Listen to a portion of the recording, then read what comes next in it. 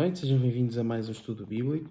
Hoje vamos dar continuidade e término ao nosso estudo bíblico sobre Gálatas. Como podem ver, hoje vamos estudar o último capítulo de Gálatas, Gálatas 6. Mas desde já quero agradecer a todos vocês que nos têm acompanhado neste estudo bíblico e espero que estejam a gostar e que este estudo bíblico tenha sido uma bênção para vocês, como foi para nós, principalmente para mim. Para mim tem sido uma bênção poder estar a fazer este estudo com todos vocês. Mas vamos ao que interessa e vamos ler o capítulo de hoje. Eu ia pedir que abríssemos as nossas Bíblias em Gálatas, capítulo 6. E eu vou dar início à leitura da passagem. Gálatas 6. Irmãos, se alguém for surpreendido em alguma falta, vós que sois espirituais, corrigi-o com espírito de brandura. E guarda-te para que não sejas também tentado. Levai as cargas uns dos outros, e assim cumprireis a lei de Cristo.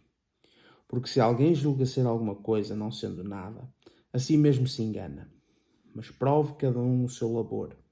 E então terá motivo de gloriar-se unicamente em si e não em outro, porque cada um levará o seu próprio fardo. Mas aquele que está sendo instruído na palavra, faça participante de todas as coisas boas aquele que o instrui. Não vos enganeis, de Deus não se zomba, pois aquilo que o homem semear, isso também ceifará. Porque o que semeia para a sua própria carne, da carne colherá corrupção. Mas o que semeia para o Espírito, do Espírito colherá a vida eterna. E não descansemos de fazer o bem, porque a seu tempo ceifaremos se não desfalecermos. Por isso, enquanto tivermos a oportunidade, façamos o bem a todos, mas principalmente aos da família da fé. Vede que com letras grandes vos escrevi do meu próprio punho. Todos os que querem ostentar-se na carne, esses vos constrangem a vos circuncidardes, somente para não serem perseguidos por causa da cruz de Cristo. Pois nem mesmo aqueles que se deixam circuncidar guardam a lei, antes querem que vos circuncideis para se gloriarem na vossa carne.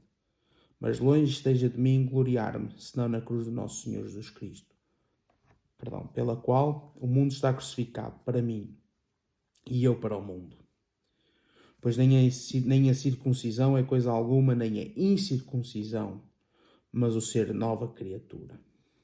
E a todos quantos andarem de conformidade com esta regra, paz e misericórdia sejam sobre eles e sobre o Israel de Deus. Quanto ao mais, ninguém me moleste, porque eu trago no corpo as marcas de Jesus. A graça de nosso Senhor Jesus Cristo seja, irmãos, com o vosso espírito. Amém. Neste capítulo de Gálatas 6, nós podemos ver que Paulo aborda dois assuntos.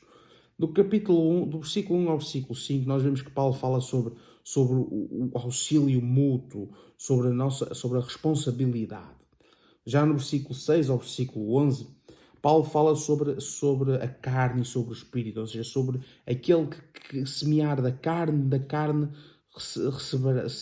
colherá destruição, mas aquele que semear do espírito colherá a vida eterna.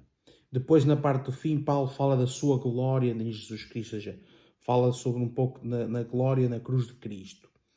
E isso é bastante interessante. Mas vamos perceber mais ou menos então. Por exemplo, logo no primeiro versículo, Paulo diz assim: Irmãos, se alguém for surpreendido em alguma falta, vós que sois espirituais, corrigidos com espírito de brandura, e guarda-te para que não sejas também tentado. Aqui Paulo está a exortar os Gálatas a restaurar aquele que for surpreendido em algum pecado, ou seja, todo aquele que for surpreendido em alguma falta.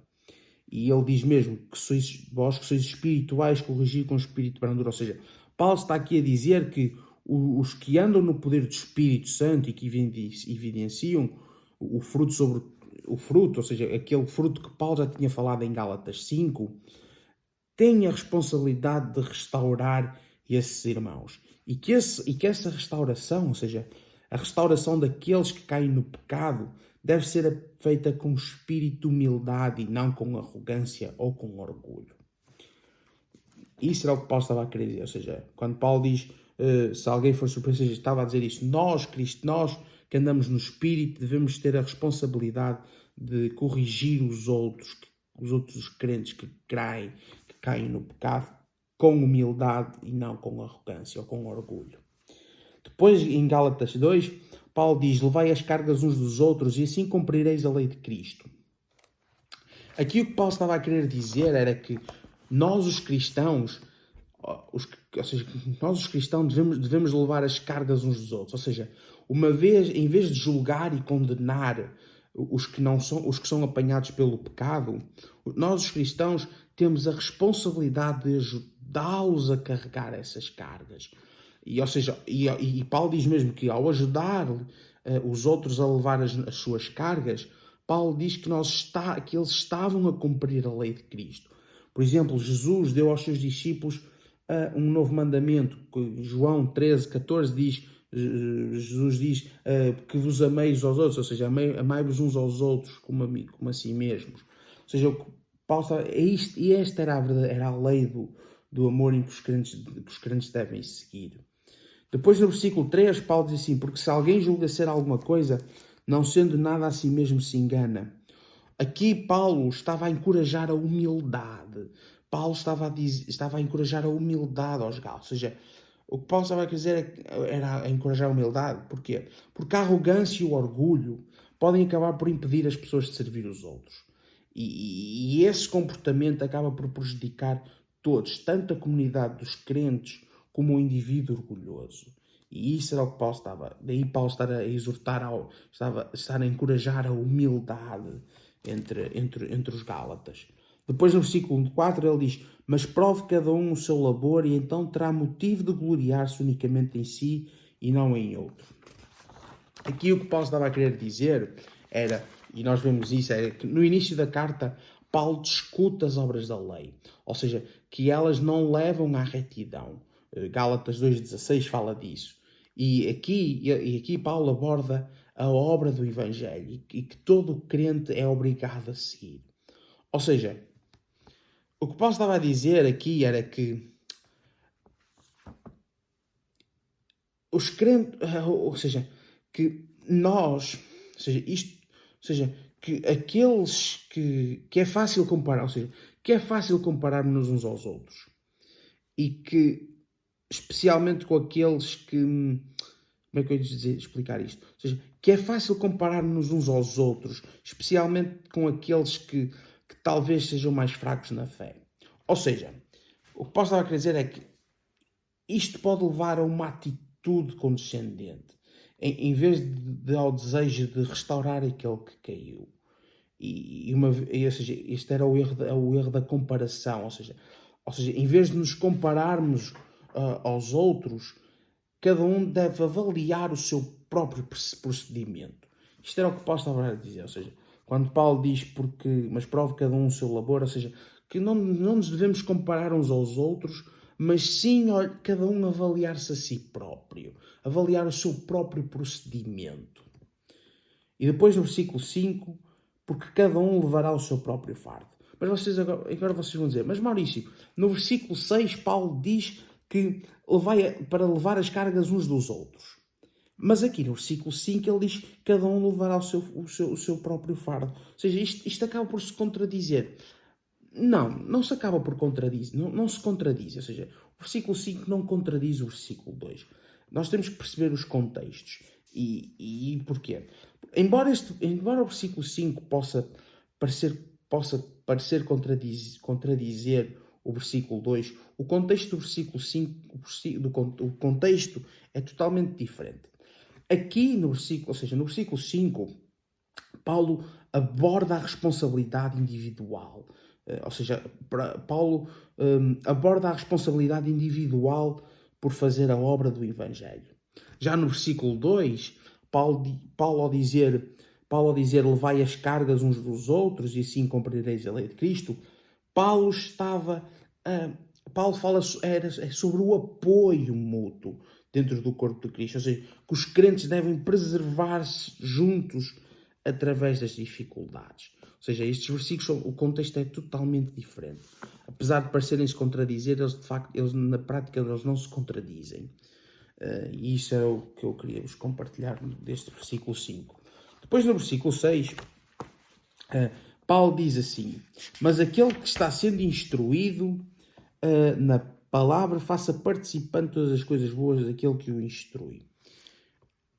Aqui Paulo instrui os Gálatas a considerarem os seus professores como parceiros do ministério e a ajudar a atender as suas necessidades. Ou seja, aqui neste versículo Paulo fala sobre como os que andam no Espírito devem apoiar os líderes, ou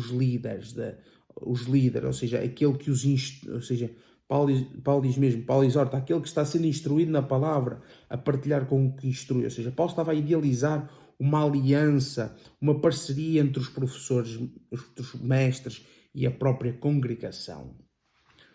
Isto era o que Paulo estava a querer dizer.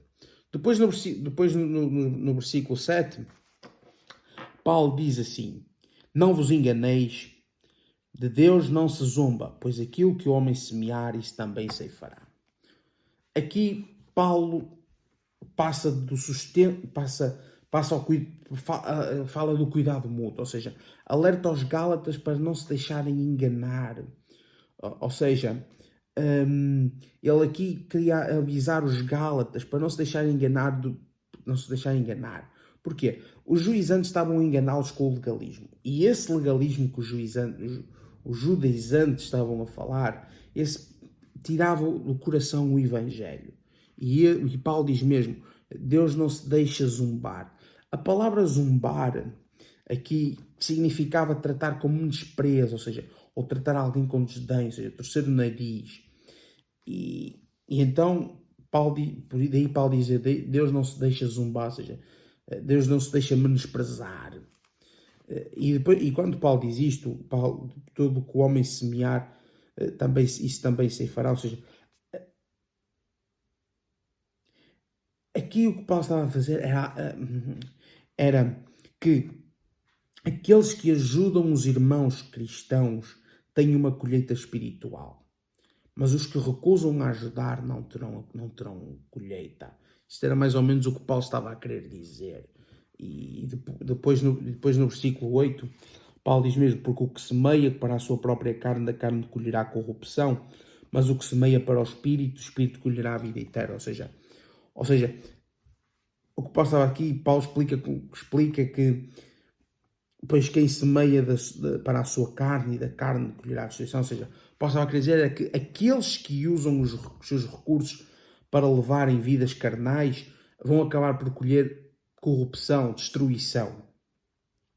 Mas quando ele diz mas o que semeia para o Espírito colherá a vida eterna, o que Paulo estava a dizer é que, ao contrário dos outros que usavam os recursos para levarem as vidas carnais e esses iriam recolher destruição, os outros, ou seja, o que as pessoas dão aos outros em nome de Cristo, ou seja, aqueles que dão aos outros em nome de Cristo, isso pode resultar numa colheita que é eterna. Isto é o que Paulo estava a querer dizer. Ou seja, cá está o oposto da carne e do espírito. Ou seja, a carne, quem semeava a carne, ou seja, quem usava os recursos para levar as vidas carnais, iriam colher destruição, mas quem dava aos outros em nome de Cristo, acabaria por resultar numa colheita que era interna. Depois no versículo 9, Paulo diz assim: e não nos cansemos de fazer o bem, porque a seu tempo ceifaremos se não desfalecermos. Aqui Paulo, ou seja, o que Paulo estava a querer dizer é que nós sabemos que os Gálatas naquela altura estavam a receber estavam a receber e a digerir uma dose constante de legalismo. E esse legalismo acabava por escravizar e esgotar a pessoa que estava a tentar agradar a Deus por esforços humanos. Ou seja, isso fazia com que a pessoa ficasse cansada, desanimada. E o que posso dizer é que os que permanecem fiéis, plantadores, irão colher no tempo certo. Ou seja, a palavra tempo.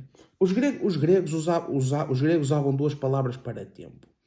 Uma designava o tempo cronológico e a outra um tempo designado ou um tempo especial. E Paulo aqui emprega a segunda, ou seja, emprega o tempo designado ou especial.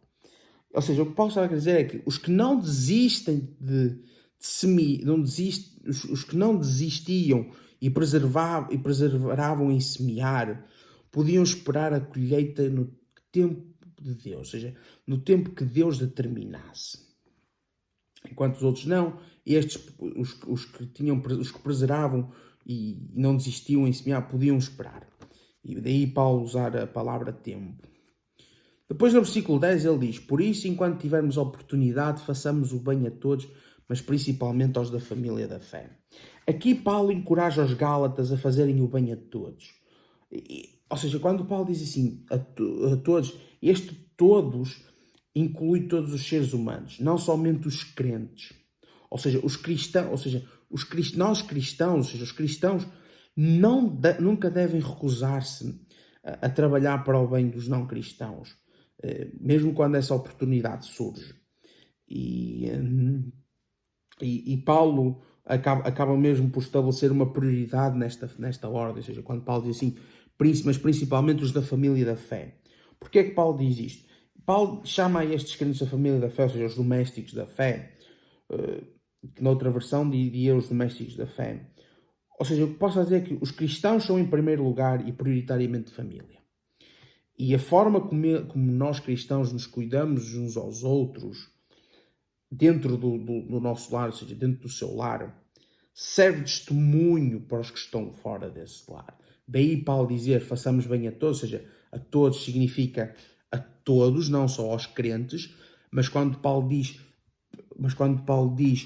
principalmente aos da família da fé, Paulo estava a dizer isso, sabe? Façamos primeiro aos da fé, porque são família. Porquê? Porque isso vai acabar por servir de testemunho para os que estão lá fora. E isso era o que Paulo estava a querer exortar, a querer enfatizar. Depois aqui já entramos no versículo 11. A partir do versículo 11, nós vamos entrar na parte final da carta. Porquê é que é especial? Porque em princípio, a carta de Gálatas aos Gálatas terá sido praticamente toda ditada por Paulo. Ou seja, não terá sido Paulo a escrevê-la. Paulo terá ditado e alguém terá escrito. Mas esta parte final, quando ele diz, vede com que letras grandes vos escrevi do meu próprio punho, pode indicar que tenha sido Paulo a escrever esta última carta aos Gálatas, que tenha sido o próprio Paulo a escrever esta última parte aos Gálatas. E então, quando Paulo diz assim no versículo 12, todos os que querem ostentar-se na carne, esses vos constrangem a vos circuncidardes, somente para não serem perseguidos por causa da cruz de Cristo. Ou seja, aqui o que Paulo estava a querer dizer, Paulo parecia estar a indicar que os agitadores, ou seja, aqueles que estavam a pregar a circuncisão, estavam preocupados com a sua própria reputação como observadores da lei. Ou seja, quando Paulo diz mesmo para não serem perseguidos por causa da cruz de Cristo, é possível que eles, ao promoverem a prática da circuncisão, eles procurassem se identificar como judeus e assim evitar as perseguições. Isto era o que Paulo estar a indicar.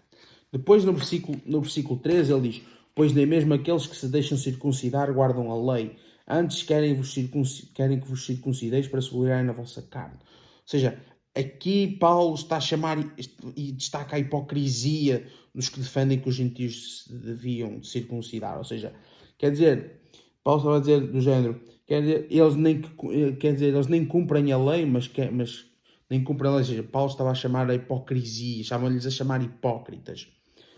Depois no versículo 14, Paulo diz assim, mas longe de mim gloriar-me senão na cruz do nosso Senhor Jesus Cristo, pelo qual o mundo está crucificado, para mim e eu para o mundo. O que é que Paulo está a querer dizer aqui? Paulo, neste versículo, Paulo está a querer dizer é nada mais, nada menos que para Paulo, o mundo tinha sido crucificado pela cruz. Ou seja, o mundo tinha sido crucificado pela cruz e Paulo, tinha sido crucificado para o mundo pela cruz. Ou seja, o mundo, com todas as suas, e com todas as suas atitudes egoístas, carnais, ou seja,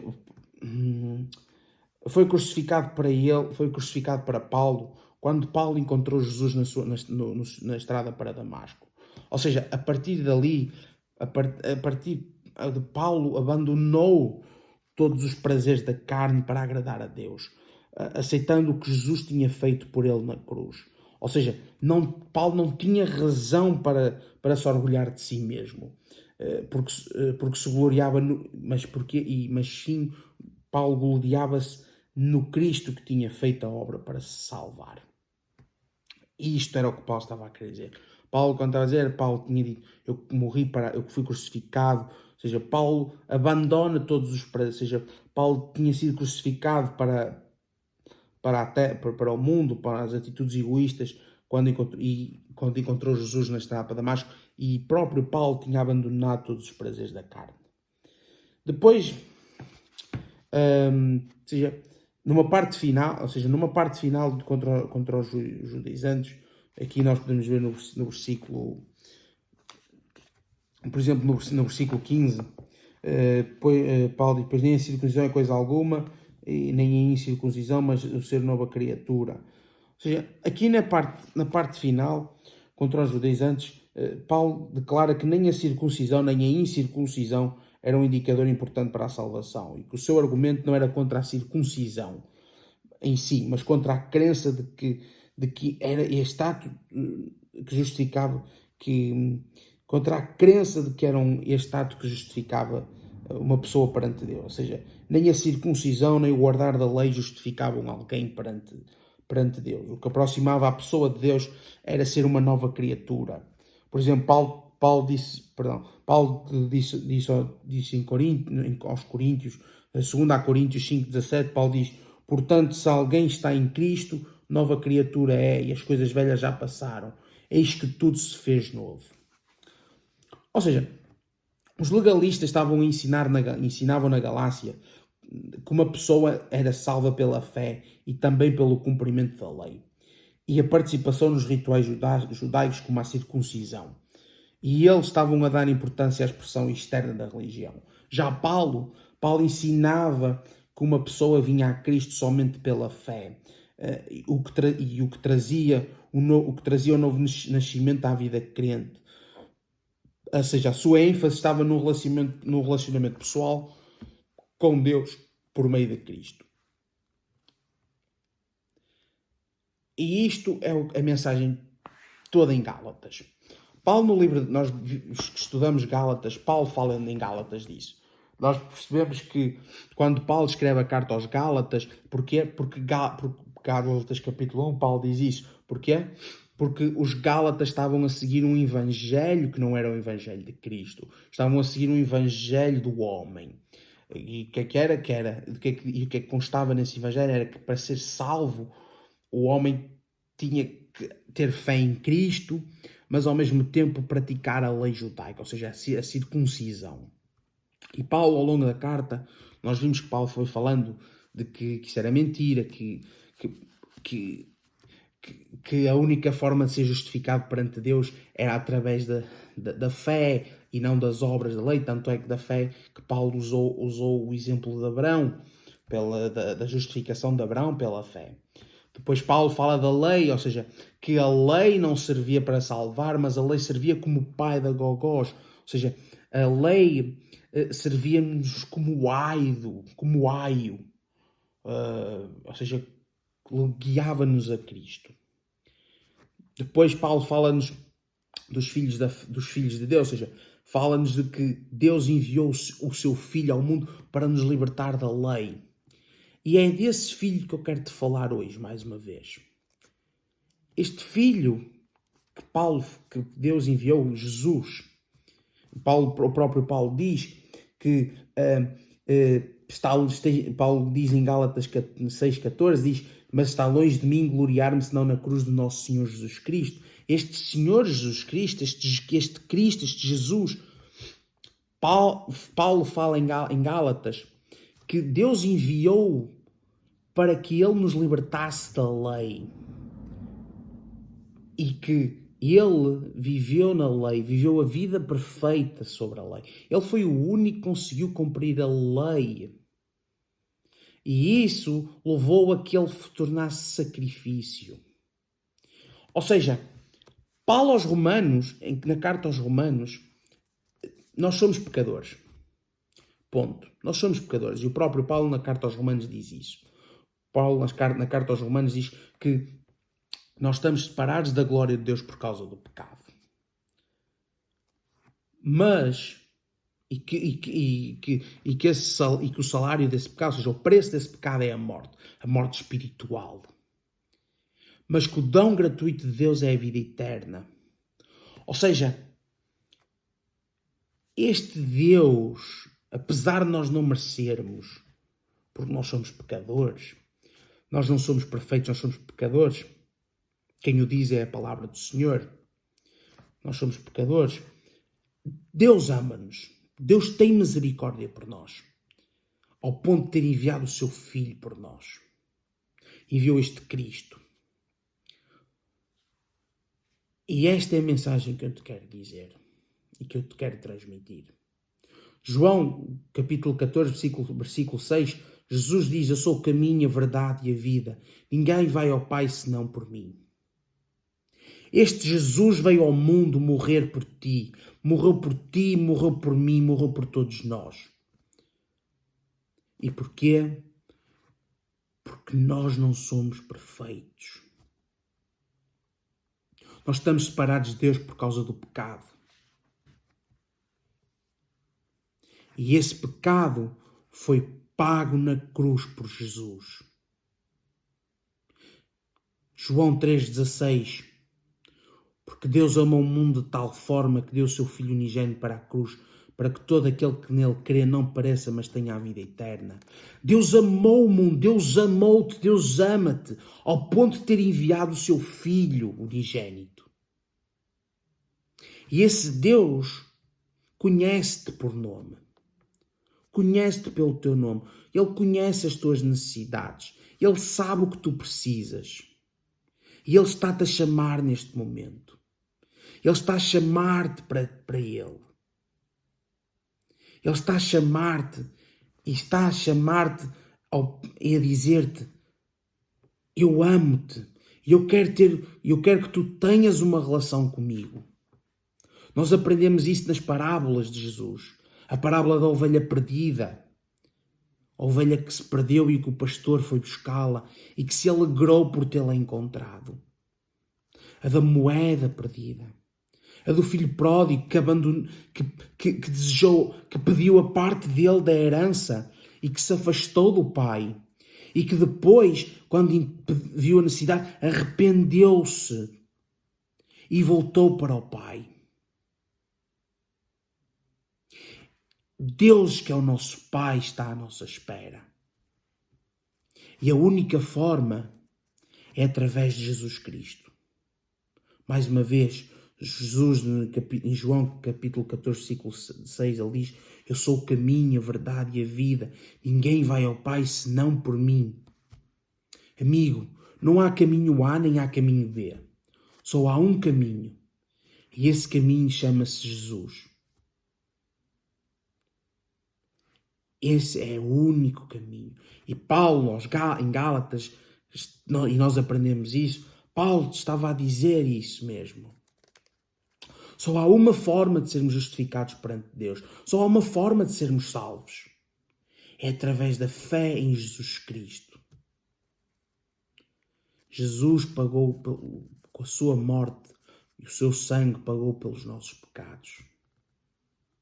É incrível ver o Deus que nos ama ao ponto de ter enviado o seu Filho para aquela cruz. E este Deus está-te a chamar. E este é o meu maior desejo. É que tu venhas a conhecer este Deus. Que tu venhas a conhecer este Deus de amor. Este Deus de misericórdia. Espero que tenham gostado. Já sabem, se tiverem alguma dúvida, por favor, não hesitem em contactar-nos. Teremos o maior prazer em responder-vos às vossas questões. Tenham uma boa semana e Deus vos abençoe.